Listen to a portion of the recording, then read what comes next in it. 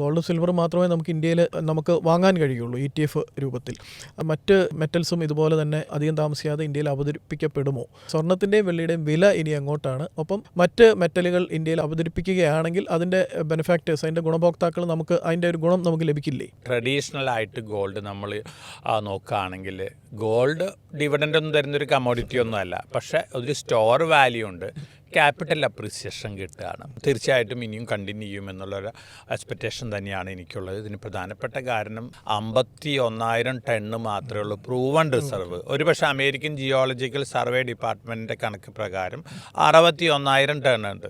ഈ 61,000 ടൺസും നമ്മൾ മൈൻ ചെയ്തെടുക്കുകയാണെങ്കിൽ 3,672 ടൺസാണ് ഒരു വർഷം മൈൻ ചെയ്തെടുക്കുന്നത്. ഇത് 2039-2040 കൂടിയിട്ട് പ്രൂവൺ റിസർവ് മുഴുവൻ മൈൻ ചെയ്തെടുത്ത് കഴിയും. ആ കാലഘട്ടത്തിലാണ് ഒരു പക്ഷേ ഫിയർ ഓഫ് മിസ്സിങ് ഔട്ട്, ഒരു ബിഹേവിയറൽ ബയാസസ് ഒക്കെ ഇൻവെസ്റ്റേഴ്സിൻ്റെ ഇടയിൽ, ജനങ്ങളുടെ ഇടയിലൊക്കെ വരാൻ പോകുന്നത്. അങ്ങനെ വരുമ്പോൾ ഒരു പക്ഷേ ഗോൾഡ് പ്രൈസ് എവിടേക്കാണ് സൂം ചെയ്യുക എന്നുള്ള കാര്യം കാത്തിരുന്ന് കാണണം.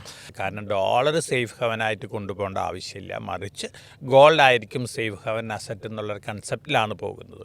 സിൽവറിൻ്റെ കാര്യം നോക്കുകയാണെങ്കിൽ പല സയൻറ്റിഫിക് യൂസസിനും സിൽവർ യൂസ് ചെയ്യുന്നുണ്ട്.